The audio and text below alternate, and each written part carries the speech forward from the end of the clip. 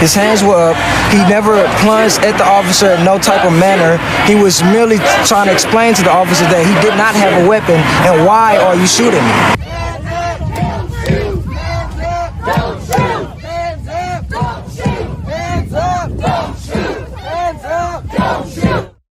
One of the most significant events of this century happened in the early afternoon of August 9, 2014.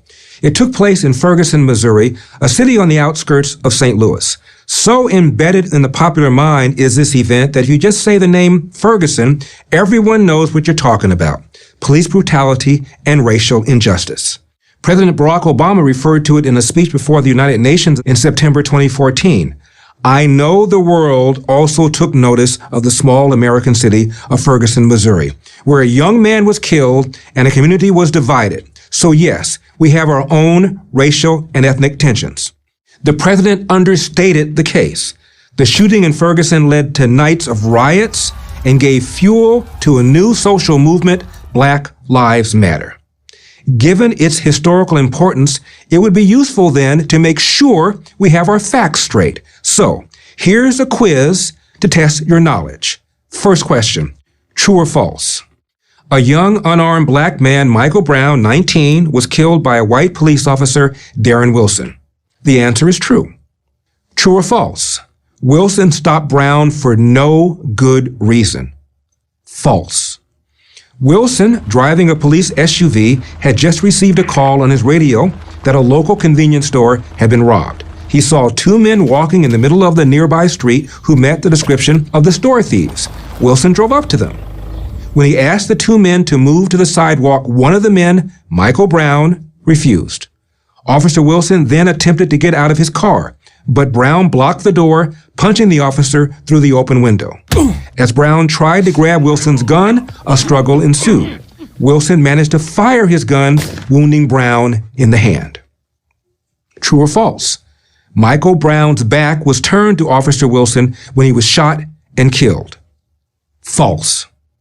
After being shot in the hand, Brown ran away from the police car. Wilson got out of the vehicle and pursued him. Brown then suddenly turned and charged Officer Wilson. Here's how one witness whose testimony closely fits the forensic evidence described the scene. Brown ran towards the officer full charge.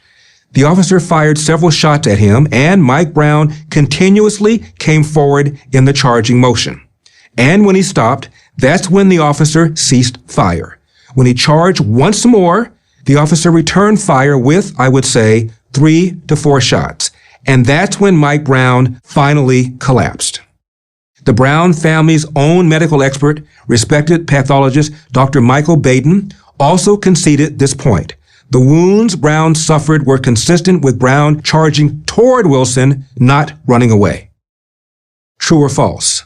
Before Michael Brown was shot and killed, he raised his hands above his head and shouted, "Hands up, don't shoot." False. Federal investigators from the Department of Justice found no credible evidence that Brown ever raised his hands in a don't shoot gesture or in any way heeded the officer's commands for him to surrender. The federal report concluded that witnesses who originally stated Brown had his hands up in surrender recanted their original accounts, admitting that they did not witness the shooting or parts of it. Investigators also concluded Brown never uttered the now iconic phrase. Again from the report, the media has widely reported that there is witness testimony that Brown said "don't shoot" as he held his hands above his head. In fact, our investigation did not reveal any eyewitness who stated that Brown said "don't shoot." Where did this phrase come from then? The best guess is that it was made up by Brown's companion, Dorian Johnson, immediately after the shooting. Witnesses described him saying, "The police shot my friend and his hands were up."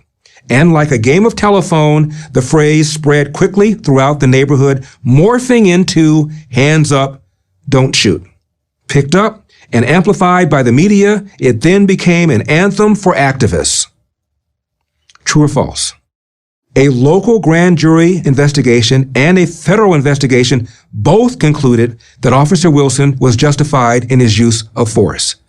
True. The local grand jury and the federal investigation supervised by Attorney General Eric Holder reached the same conclusion.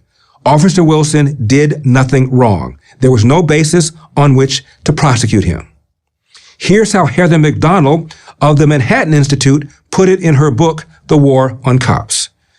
It was not a question of evidence not supporting high-threshold civil rights charges. It was a question of evidence eviscerating virtually every aspect of the pro-Brown, anti-Wilson narrative. There's another way to put this.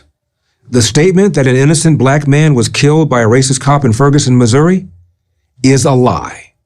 Those who say otherwise are either willfully deceiving you for their own purposes or are wholly ignorant of the facts. Now you know. Act accordingly. I'm Larry Elder for Prager University.